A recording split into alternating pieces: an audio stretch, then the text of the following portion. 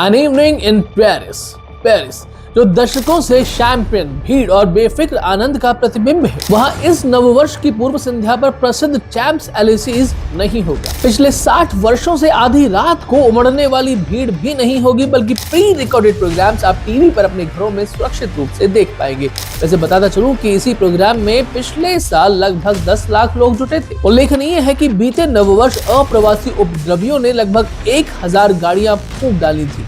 420 आरोपी गिरफ्तार हुए थे और अराजकता की आशंका इस बार भी है। लेकिन प्रश्न ये है कि भय का माहौल आखिर बना कौन रहा है? बकौल फ्रेंच मीडिया ये यूरोप में बड़े पैमाने पर हो रहे मुस्लिम प्रवासन का परिणाम, यानी कि तथाकथित उदार समाज स्वयं ही अपने विनाश की पटकथा लिख रहा है। यहाँ भारत का कड़वा अनुभव ये स्थापित करता है कि आतंकवाद और मजहबी कट्टरता के सामने झुकने से स्थायी शांति कभी नहीं मिलती, बल्कि रक्त पिपासा और बढ़ जाती है। फ्रांस में मुस्लिम जनसंख्या अभी लगभग 60 लाख है, यानी कि कुल जनसंख्या का 9%। इतिहास साक्षी है कि जब मुसलमान नए क्षेत्रों में आक्रमणकारी, अतिथि, प्रवासी, शरणार्थी या किसी भी रूप में आते हैं, तो समय के साथ स्थानीय संस्कृति, पारंपरिक पर्वों, सामाजिक मानदंडों का विरोध भी करने लगे। यहाँ तक कि शरीयत की स्थापना का भी प्रयास होता है। ब्रिटेन का रोदरहैम कांड, जो कि ग्रूमिंग गैंग स्कैंडल के नाम से जाना जाता है, इसी संस्थागत विफलता का भयावह रूप है। इसमें प्रवासी मुस्लिमों ने 1500 से अधिक गैर मुस्लिम लड़कियों, मैक्सिमम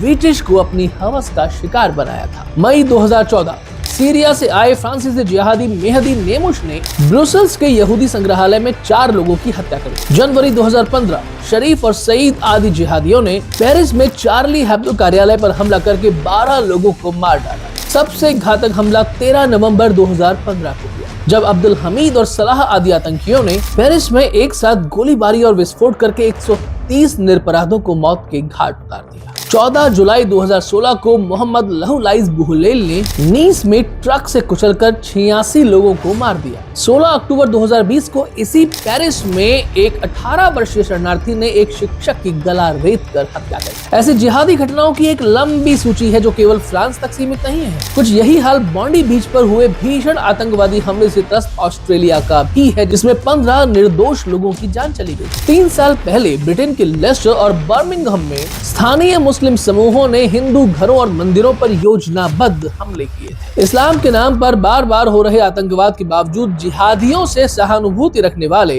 अशिक्षा और कथित अन्याय के प्रतिशोध का कुतर्क देते हैं। जब भी इस पर सत्यनिष्ठ चर्चा होती है तो इस्लामोफोबिया बताकर खारिज कर दिया जाता है। तो अब प्रश्न ये उठता है कि क्या वाकई पूर्वाग्रहों से ग्रस्त ऐसे वातावरण में आतंकवाद से लड़ने का कोई भी प्रयास क्या सफल हो सकता है?